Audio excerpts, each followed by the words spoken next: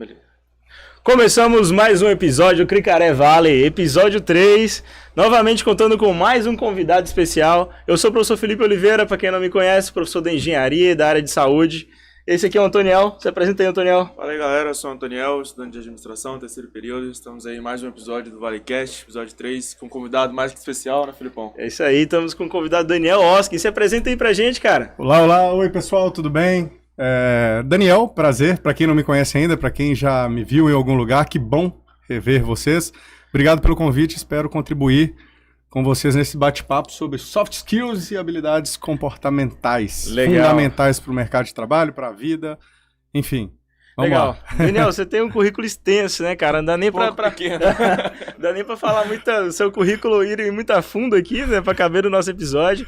Mas sua jornada é meio doida, né? Você começou como engenharia lá em Minas, na UFOP, depois partiu para uma área de neurociência, neuroengenharia. Pô, conta um pouco pra gente como é que foi a sua jornada aí. Geralmente, nesses podcasts, nesses eventos, o pessoal começa com perguntas mais leves, né? Vocês já foram na jugular aqui, que é a parte que eu tenho mais desafio em explicar, assim, sintetizado, mas vamos lá. Eu considero o meu currículo hoje, ele bem ampliado em várias áreas de atuação, por característica pessoal. Não quer dizer que todo mundo tem que ter várias áreas de atuação, mas eu comecei na área de engenharia, me formei em engenharia de controle e automação na Federal de Ouro Preto. Comecei na área técnica mesmo, em engenharia, trabalhando com automação, gostando de trabalhar com isso. Só que junto a isso foi me despertando uma vontade de empreender. Eu acredito que muita gente hoje tem essa vontade de empreender. Sim. E de ter minha liberdade financeira, minha liberdade de tempo também. Então tudo isso foi me movimentando para entender se eu queria seguir uma linha mais de CLT dentro de empresas e empreender ou fazer os dois em paralelo. Acabou que eu fiz uma pós em gestão estratégica de negócio que ampliou minha visão de mundo também. Abri uma empresa de energia fotovoltaica na época, lá atrás, que foi um tema do meu TCC, que depois isso se transformou numa empresa, logo legal. quando a energia fotovoltaica chegou no Brasil. Então, o CLT, engenheiro de controle e automação, começou a se tornar empreendedor. Começaram a me chamar para participar de eventos em essas associações comerciais de cidades, para falar assim, como que um empreendedor novo, jovem, conseguiu ter uma empresa que, de certa forma, tem um sucesso aí no mercado. E eu comecei a falar para os outros e começaram a gostar de me escutar, me chamar para mais eventos, e eu comecei a gostar de falar também. Eu falei, cara, eu gosto de falar. Tem gente que gosta de me escutar, que tal não utilizar disso como uma área profissional também? E aí começaram a me chamar para dar aula, para participar de palestra, para participar de banca de startups. Então o Daniel CLT já começou a meio que trair o mercado de engenharia, trair no sentido... brincando mudar de área, né? termo, né? Essa transição de área, que aí foi o Daniel empreendedor, mas aí os dois não dava para tocar ao mesmo tempo. Eu fui me direcionando para o empreendedorismo e, em paralelo, dando palestras, treinamentos e aula em pós-graduação. E hoje, eu costumo falar que são 3P, né? Que é o Daniel, que ele é professor em pós-graduações, palestrante, palestras e treinamentos, que eu ministro, já entrei em mais de 100 empresas dando palestras e treinamentos. E o Daniel, pesquisador. Hoje eu estou no FMG como pesquisador na área de neurociência, bem-estar e saúde mental. Legal. Aí tá um ponto importante. Tipo assim, de onde saiu esse gatilho de partir para essa área da neurociência? Assim, o que aconteceu? Que te fez? Na verdade, foram vários gatilhos que foram meio que me direcionando. E sempre, até hoje, eu me pego com decisões difíceis de se tomar. Inclusive, os temas dos 2 mestrados que eu fiz e agora do doutorado tem a ver com... Pera, o cara fez 2 mestrados. Não, mas calma. É pra tentar responder. Eu não consegui responder tudo ainda, não. Eu acho que é uma desculpa para continuar estudando. Tomada de decisão, porque eu não sei vocês, mas tomar decisão às vezes não é fácil, não, né, cara? Não é.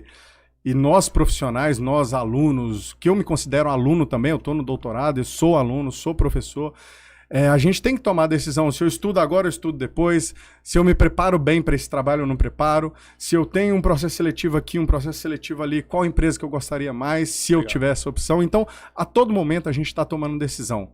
E sempre me incomodou, me instigou essa parte de tomar de decisão, porque eu me via tomando decisões que eu não gostava. Às vezes a gente toma decisões que a gente se arrepende. Então o que acontece?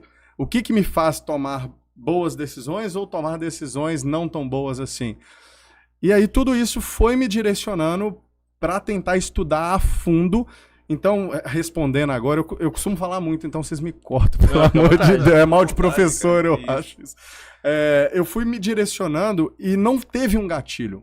Foram vários gatilhos. Eu comecei com CLT, surgiu a oportunidade de empreender por um momento desafiador de mercado, eu decidi empreender, os dois conflitaram, eu decidi investir no empreendedorismo. Legal. Em paralelo começou palestras, treinamentos e atividades em salas de aula. Eu tive que decidir entre os dois.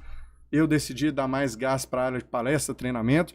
Surgiu pesquisa, mestrado e doutorado. Eu tive que decidir nesse combo desses três qual que eu abdicaria ou não. Então foram vários gatilhos, várias decisões.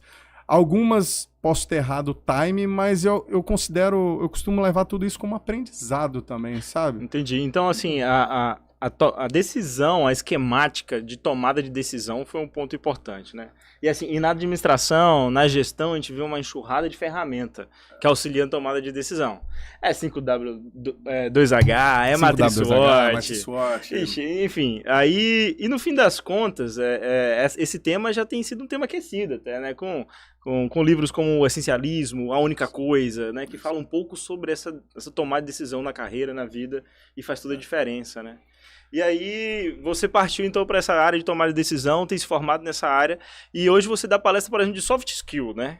Uma das palestras, eu costumo colocar assim, hoje a minha área de atuação, o meu guarda-chuva, o meu viés principal é na área de neurociência. Então, tanto pesquisa acadêmica, quanto palestras e treinamentos, quanto aulas em pós-graduações, é um guarda-chuva que eu me baseio na neurociência para atuar nesses três grandes pilares, certo? E aí é o seguinte, eu não quero defender que a neurociência é a chave de tudo. A neurociência é a minha área de especialização, onde eu respondo perguntas e questionamentos e hipóteses dentro de pesquisas baseado nessa temática. Tem gente que vai para uma área mais filosófica, tem gente que vai para uma área holística do negócio. A minha área, o meu viés é neurociência.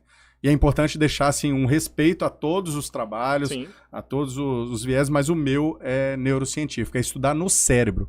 E tem um negócio legal, falei que eu empolgo às vezes, a neurociência, o que me levou a ir para essa área, porque é o seguinte, para você pesquisar em neurociência, eu não sei se vocês sabiam disso, você tem que ter uma medida do cérebro, uma medida do corpo. Então, todas as pesquisas em neurociências, por isso que é uma área que me fascinou, você tem que mensurar através de uma medida do corpo. Não adianta eu chegar e falar assim, vamos ver... Tipo indicador? É um indicador. Na área da psicologia, muitas pesquisas se baseiam em testes comportamentais. Você preenche um questionário, você analisa uma situação ali dos animais ou dos seres humanos dentro de uma hipótese que você tem, gera um resultado. Na neurociência, tem que ter um marcador do corpo. É atividade elétrica, é nível de... obrigado. É nível de química no corpo, é nível de estressor, é condutância da pele, é frequência cardíaca. Velho. Você tem que ter alguma medida do cérebro. Você tem que ter algum substrato neural que te valide aquilo ali. Por isso que é um diferencial e às vezes é uma limitação. Nossa. Porque tem coisas que a gente não consegue ainda medir.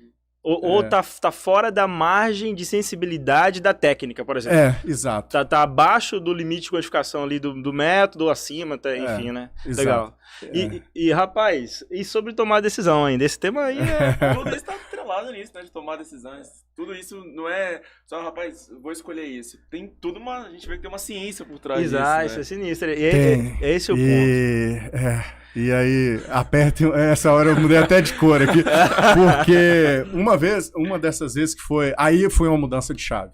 Isso foi uma das mudanças de chave de comportamento humano, e quem estiver escutando isso, cara, leve pra vida, precisa de tirar todo o viés pra estar aberto a escutar o que eu vou falar, isso, legal, que é um tema pesado, então aperte o cinto, que foi até do meu orientador de um dos mestrados que eu fiz em neuroengenharia, que ele chegou pra mim e falou assim, cara, como é que você acha que toma decisão? Ele me perguntou, o que você quer estudar? Eu quero estudar tomada de decisão. Nós tomamos cerca de 30, 40, 50 mil decisões no dia. E a gente costuma falar que a gente tem que ser muito racional, e sim, a gente precisa de racionalizar antes de tomar decisão. Só que a racionalização, ela vem depois de uma série de coisas que acontecem no cérebro. Quando eu escutei isso, eu falei, não. Primeiro eu tomo consciência, depois acontece uma série de coisas, depois eu decido. Aí meu orientador riu pra mim, com aquele tom de um orientador, tipo, sabe de nada, jovem não sabia mesmo. Ele falou assim, cara, antes mesmo de você ter a consciência, muita coisa aconteceu no seu cérebro.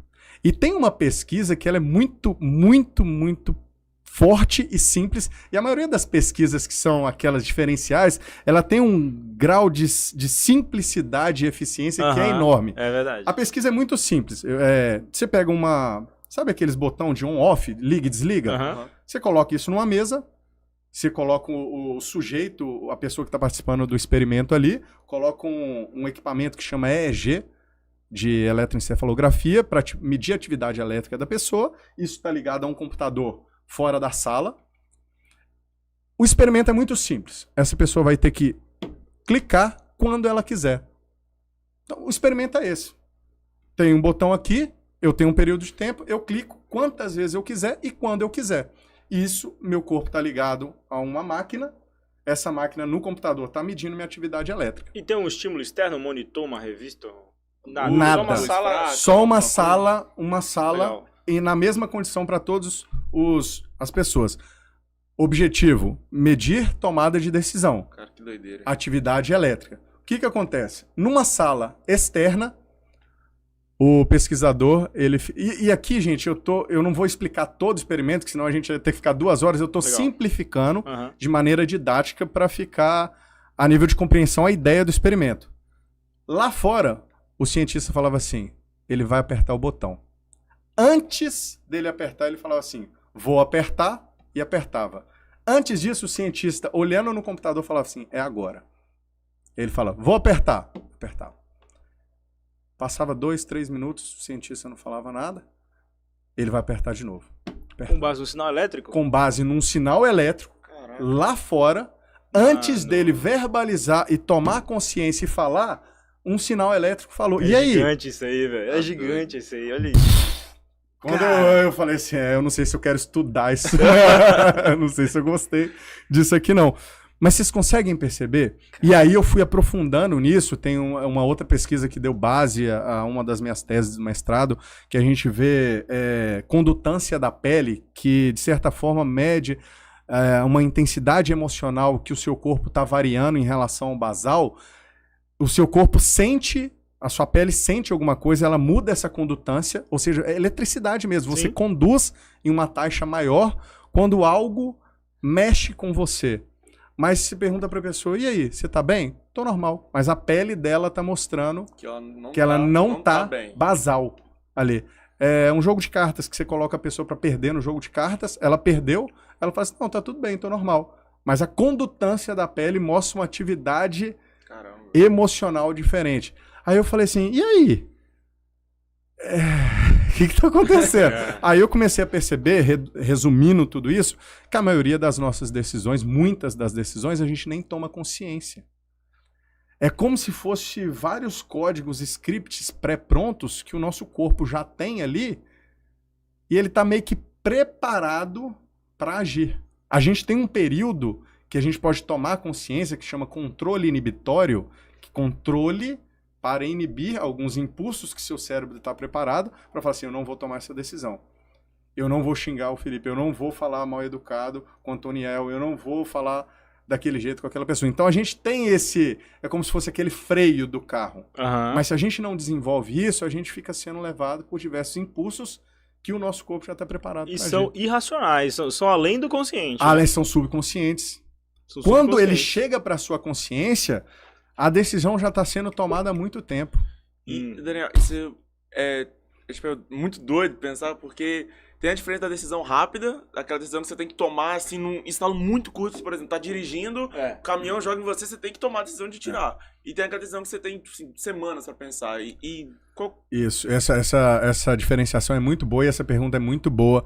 E até o meu xará, Daniel Kahneman, que ganhou um dos prêmios Nobel de Economia, explicando e mostrando que... Foi economia comportamental. Comportamental, explicando que processos emocionais validam decisões racionais antes mesmo da nossa própria consciência, que ele traz o livro até Rápido e Devagar, que ele fala que tem esse jeito rápido, é uma forma didática de explicar, não tem uma parte no cérebro rápida. Ele chama de primeiro nível, segundo nível. Primeiro e segundo nível, rápido e devagar, duas formas de se pensar. A gente está no automatismo e é aí que é importante. Tem gente que fala assim, não, mas eu não queria estar no automatismo. De certa forma, automatizar processo é uma característica evolutiva. Que a gente automatiza para poder fazer muito mais coisa.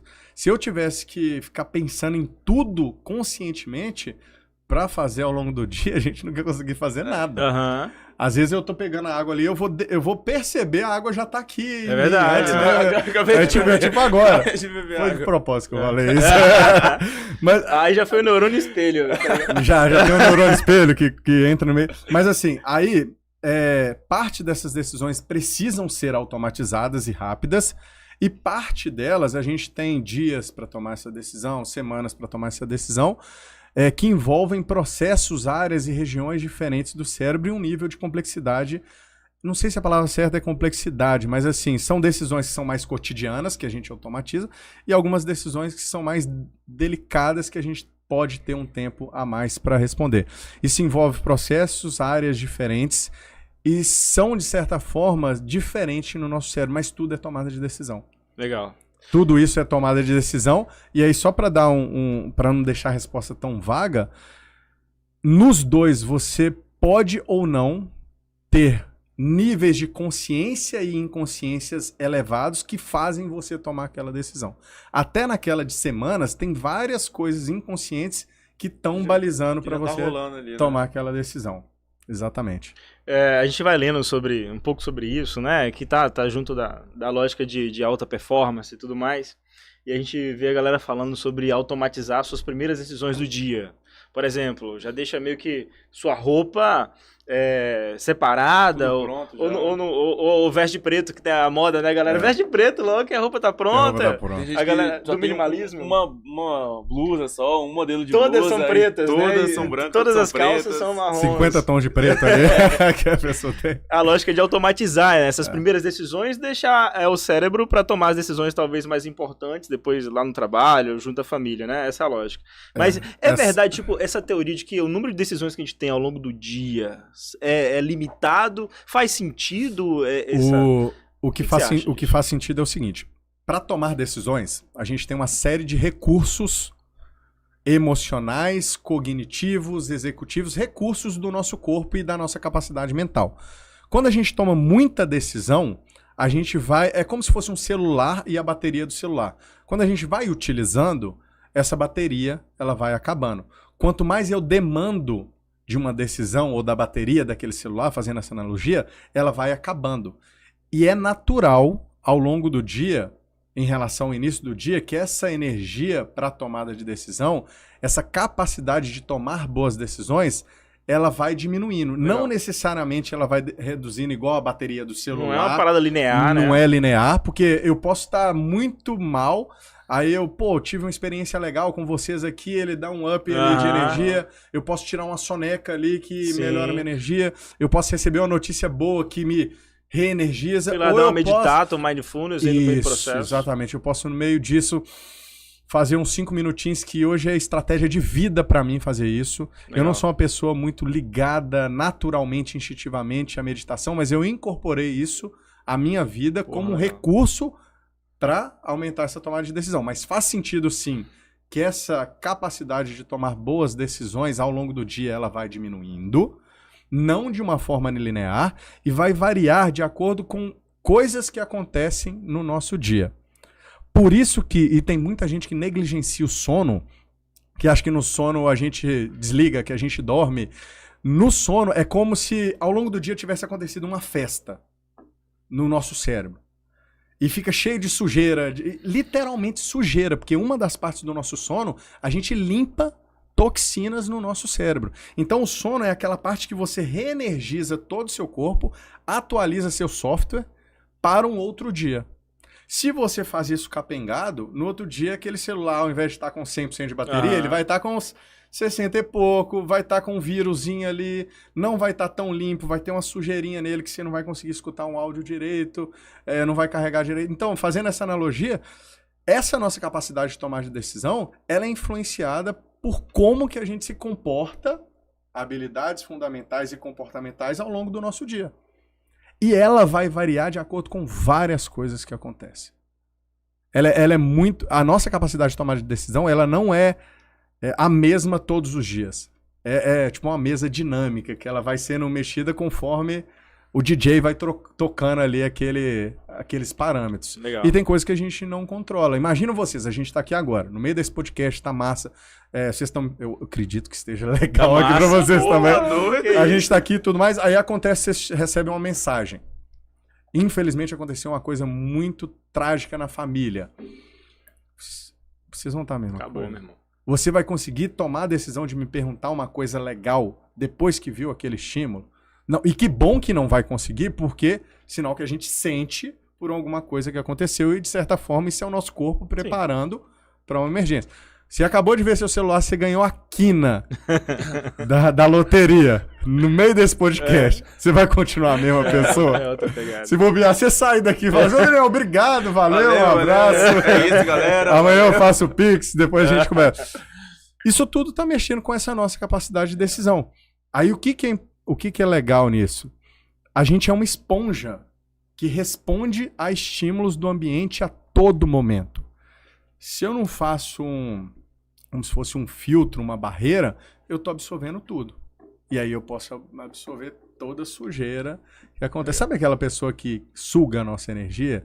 Sabe aquele ambiente que suga a energia? Sabe aquele momento que suga da gente? Se a gente não tem essa habilidade fundamental, comportamental de fazer um filtro, inteligência emocional, a habilidade de conter impulso, de utilizar isso ao nosso favor, a gente vai estar sempre... Essa energia, ao invés dela variar assim, ela vai variar igual aquela criptomoeda que não é de confiança, que é muito estável ao longo... Aquela do Elon Musk lá, do cachorrinho. Vai ficar muito instável. Bom, então, basicamente, faz parte, então, da gente saber dosar, né, conscientemente isso ao longo do dia, ao longo do processo, e aí entra as habilidades comportamentais, de fato. E aí, as soft skills, né, essas habilidades comportamentais, tem também as hard skills, tem uma lista, tem uma prioridade, como é que é esse arranjo? Esse arranjo, até de maneira didática, os profissionais, empresas, organizações falam assim, as 5 habilidades mais desejadas no mercado, as 10 soft skills mais desejadas pelas empresas e tudo mais. Isso de uma forma didática e até de atualização de mercado, é interessante você ter essa lista, mas o negócio é o seguinte, o mercado ele é muito dinâmico. Dependendo do perfil de empresa e da sua área de atuação, pode exigir mais ou menos de uma dessas habilidades. Dependendo do trabalho que você vai executar, pode exigir mais ou menos de uma. Eu tento evitar colocar essa é a número 1, essa é a número 2, essa é a número 3, porque isso vai variar muito do contexto e do mercado. Mas o que eu posso falar com vocês? Independente da área da pessoa, independente do contexto que ela está inserido, das preferências, algumas dessas habilidades a gente não pode se dar ao luxo de esquecer, ou deixar de lado, ou não desenvolver. Uma delas é comunicação. E a comunicação, vocês dois falam português e eu também. Apenas falar português não basta, porque seria muito fácil. Eu falo português, vocês, tá todo mundo entendendo tudo e o pessoal de casa também. Para se comunicar efetivamente em uma empresa, não basta falar a mesma língua. Sim. Você tem que saber falar de maneira eficiente. Então, a comunicação é um dos maiores gaps em todas as empresas. Tem até umas pesquisas interessantes que mostram que a pessoa fala... eles recolheram dentro de algumas empresas e-mails. Um exemplo, eu mandei um e-mail para você, depois para você. Eles recolheram alguns desses e-mails. Depois me convidaram para participar de uma pesquisa. nessa pesquisa, eles falaram assim, o que você acha desse e-mail aqui escrito? E eu nem lembrava que era eu que tinha escrito aquele e-mail. E eu avaliava muito mal o e-mail escrito. Mas eu não sabia que era eu que tinha enviado aquele e-mail no meio de vários outros que eles colocam, para eu não perceber que aquele e-mail era eu quem tinha enviado. Então, eu mesmo me avalio mal em relação à minha comunicação. Então, às vezes, nem a gente mesmo entende o que a gente fala. Então, comunicação é um deles. Saber comunicar de maneira eficiente. Se a gente for até ver o significado de comunicar, não é só falar, é você falar, a pessoa entender o que você falou e, tipo assim, ter essa troca de informações, né? Você entender, ela entender, porque não... Tem gente que acha que comunicação é vomitar palavras. Isso. Não. Isso que eu... finaliza a comunicação depois que a outra pessoa recebeu a mensagem. E aí tem uns negócios, eu falei que eu empolgo, né, gente? Dentro de comunicação, que é o seguinte... A gente não utiliza de vários benefícios da comunicação. A gente não utiliza de várias oportunidades dentro da comunicação. Exemplo, eu comuniquei com você, eu suponho que você falou uma coisa e levo isso como verdade ao invés de perguntar. Supor ao invés de perguntar. Tá com dúvida? Não pergunta. Tô escutando vocês, você tá falando comigo, eu tô aqui, mas eu tô já preparado para responder. Ao invés de estar simplesmente escutando ativamente o que você tem para me falar. Errei na comunicação, eu tento dar justificativa para aquilo, ao invés de falar, gente, foi mal, desculpa, minha mensagem não foi boa, vou tentar de uma forma diferente. Isso para professor, isso para aluno, isso para o mercado de trabalho é muito importante. Então tem muita gente supondo ao invés de perguntar, tem muita gente escutando já preparado para responder ao invés de escutar ativamente, e tem muita gente que infelizmente não pede desculpa quando erra. Então isso aí arrebenta a comunicação. Já abre um caminho para outra soft skill, né, que é empatia. Empatia. Né? Você reconhecer, a sua humildade de reconhecer que, pô, galera, o que eu fiz não ficou legal. Né? Se colocar, né, no lugar do outro, né? Se colocar no lugar do outro, mas tomando um cuidado, porque quando eu me coloco no lugar do outro, eu me levo para o lugar do outro. E aí tem uma armadilha, quando eu me levo para o lugar do Antoniel, que eu dou as respostas do Daniel para uma necessidade do Antoniel. E muitas vezes eu fico indignado que o Antoniel não está entendendo o que eu estou querendo dizer. Mas às vezes eu tô achando que ele é o Daniel, que ele tem os mesmos recursos que eu, tem a mesma formação que eu, consegue absorver do jeito que eu consigo absorver a comunicação. Então é se colocar no lugar do outro, mas sabendo que o outro é outro. E nessa condição de outro, ele é completamente diferente de mim. E eu tenho que tentar acessar aquele mundo dele de forma empática, humilde. Porque se eu começar a falar... A gente está falando aqui, gente, querendo ou não, a gente está falando de neurociência desde o primeiro momento que a gente entrou aqui. Mas se eu começar a falar de neurônio, sinapse, neurotransmissor e tal, às vezes não ia casar com o ambiente e o perfil que a gente está conversando aqui. Exato. A gente tem que adequar essa linguagem... E vocês adequam a linguagem para conversar comigo também, para tentar ter essa empatia e acessar todo mundo que está ali naquele ambiente. Então, antes da gente começar, eu perguntei quem que é o público aqui, com quem que a gente está falando, o que a galera gosta de escutar, para eu tentar ao máximo falar uns negócios legais, porque uma parte da neurociência que eu estudo é chato pra caramba, a galera não ia aguentar escutar. É isso aqui não. Então, comunicação, empatia, inteligência emocional. Inteligência emocional... Tem gente que testa a paciência da gente todo dia. Não sei se vocês conhecem gente que testa a paciência. Conheço. Espero que eu não tenha testando a paciência, testando a paciência de vocês. Mas tem gente que testa a nossa paciência. E tem vezes que, eu não sei vocês, dá vontade da gente mandar a pessoa para casa do chapéu. Tá doido. E aí eu falo o seguinte, não tem problema ter vontade. Você só não pode consumar o ato em alguns momentos. Às vezes você vai ficar a pé da vida com seu chefe, você vai ficar chateado com o professor que passa aquele trabalho difícil pra caramba. Você pode até sentir, que é natural do corpo sentir, mas como que você externaliza isso? Inteligência emocional é o nome já dá o spoiler. Inteligência para as suas emoções, inteligência para os seus sentimentos, consciência para tudo que está acontecendo no seu corpo. Então, comunicação, empatia, inteligência emocional, produtividade. Cara, você tem que produzir. O que mantém você no mercado de trabalho, isso é uma dica que eu dou para todo mundo. Seja produtivo. Produza. Tenha alinhado com o seu chefe, com a sua empresa, com a sua equipe, com a sua instituição, o que eles precisam de você, o que eles podem esperar de você e faça muito para valer isso acontecer, para isso acontecer de verdade. Tem que te entregar resultado. Não adianta você ser só gente boa. Não adianta você querer só entregar resultado. Você tem que fazer acontecer. E tem muita gente que dá uns miguezinhos ali e não faz acontecer. E o que faz a pessoa continuar no trabalho é entregar resultado com excelência sem passar por cima dos outros. Exato. Aí é o profissional ideal que o mercado de trabalho quer. Então, produtividade. Tem gente que fala assim, mas... Nossa, cobram muito de mim. É regra do jogo. A gente tem que andar com o regulamento do jogo, porque o mercado é altamente competitivo. Não adianta se vitimizar. Tem você que mandou o currículo, tem mais 10 que tá mandando currículo, mais 21 apadrinhados ali, isso a gente não controla. A empresa não vai ficar refém de você. E assim, tem que mostrar o seu valor, tem que fazer acontecer. Vai para uma entrevista de emprego, vá preparado, vai assim, com sangue no olho.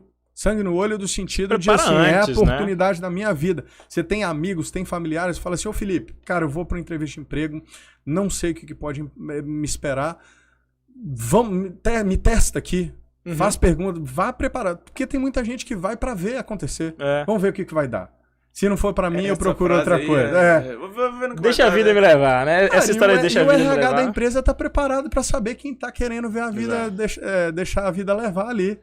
Então, assim, produtividade é importante também. Outro ponto, assim, que eu vejo é o foco na solução, né?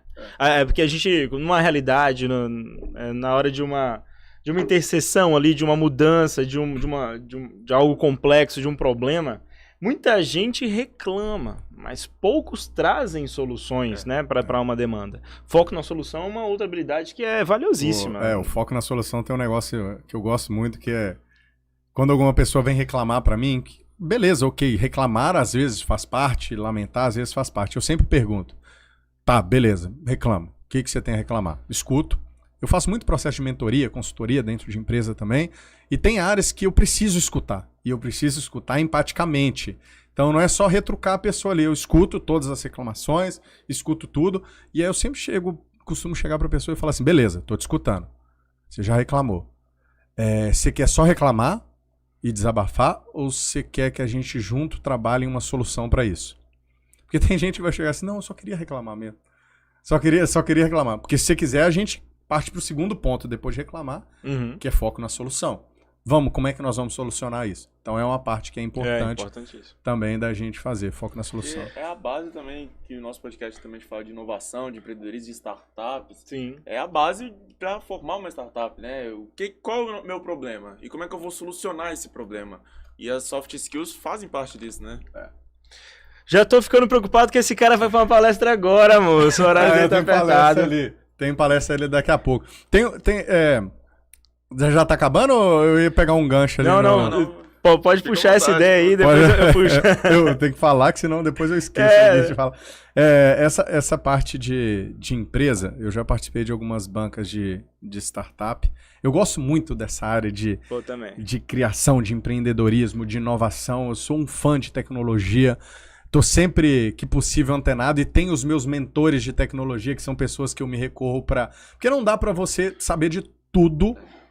A minha área é comportamento humano e neurociência. Eu gosto de tecnologia, eu gosto de finanças, eu gosto de marketing, mas não dá para eu dedicar com profundidade em tudo isso. Senão fica aquela pessoa que faz um pouquinho de cada coisa e não faz nada. Minha área é comportamento humano e neurociência. E eu tenho os meus mentores de finança, meus mentores de marketing, meus mentores de tecnologia. E eu sempre gosto de estar nesses ambientes, né? São ambientes muito ricos de informação, de pessoas, de potencial.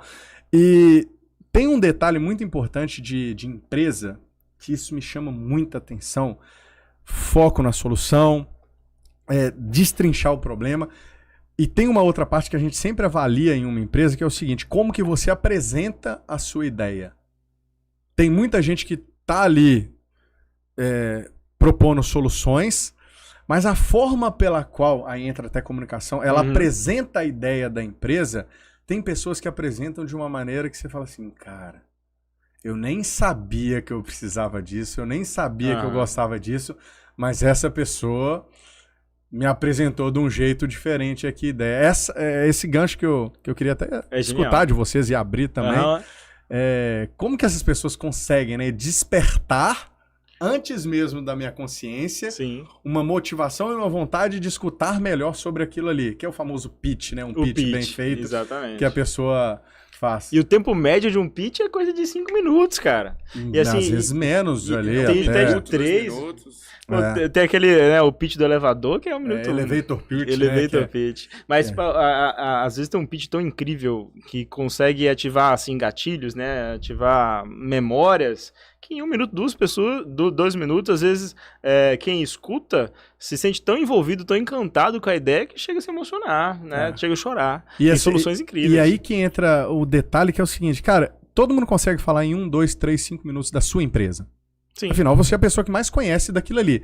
Mas falar da sua empresa de um jeito, não que você goste de escutar, mas que o outro se encante, pelo menos na mesma maneira que você é encantado com a sua empresa, esse que é o desafio. É o Shark Tank, né? É o Shark Tank. Por isso que comunicar apenas falar português não é o suficiente. Não basta. Você tem que falar de uma forma, opa, aquilo ali eu preciso escutar daquilo ali. Despertar interesse é uma habilidade. Isso aí. Como habilidade é aquilo que a gente não nasce com aquilo. A gente pode desenvolver. Com treinamento. Com treinamento. E tem gente que tá no sofá, comendo pipoca, assistindo podcast e tentando, só com aquilo, desenvolver uma habilidade diferenciada.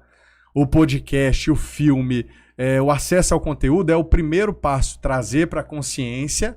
Mas ali, cara, depois disso, tira a bunda da cadeira e bota a mão na massa. Eu tenho aí uns 8, 10 anos que eu tô nesse mercado de comportamento humano. Cada dia mais eu falo assim, nossa, eu tenho que aprender mais coisa nisso aqui. Legal. Mas já me permite vir aqui trocar uma ideia com vocês Legal. e entrar em empresas e ajudar de alguma forma nisso. Infelizmente, vou ter que puxar pro fim do nosso episódio.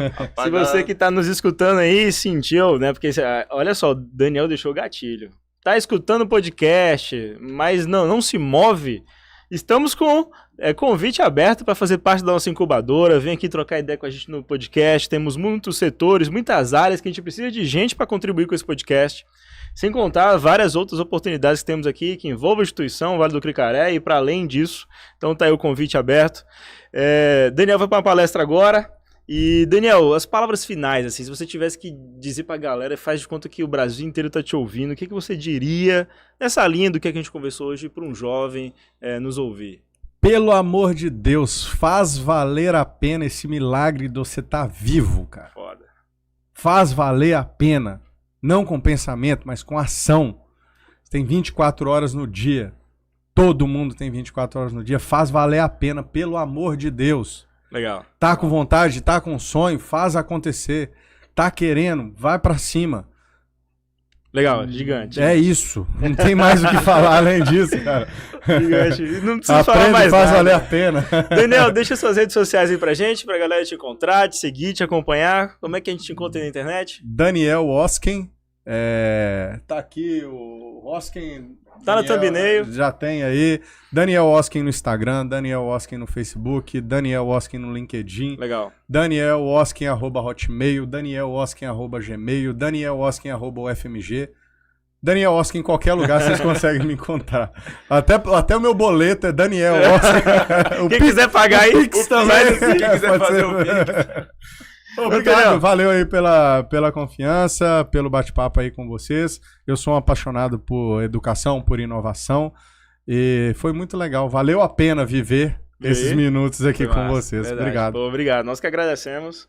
Antônio, deixa aí nossas redes pra galera que nos escuta, nos acompanha. Galera, @Cricarevalley no YouTube, @Cricarevalley no Spotify, @Cricarevalley no Instagram. Segue aí que... Uma honra, né, ter esse convidado. A gente precisa fazer o Pix Cricarevalley. Fazer o Pix também. Uma honra ter esse convidado desse nível. E a gente só tem a agradecer e continue nos acompanhando, que tem muita coisa boa vindo aí. Isso aí. Daniel, satisfação enorme, irmão. Obrigado Valeu, por estar aqui conosco. Valeu. Galera, obrigado por pessoal, estar aqui com a gente. junto. Tchau, tchau. Valeu. Beijo. Show!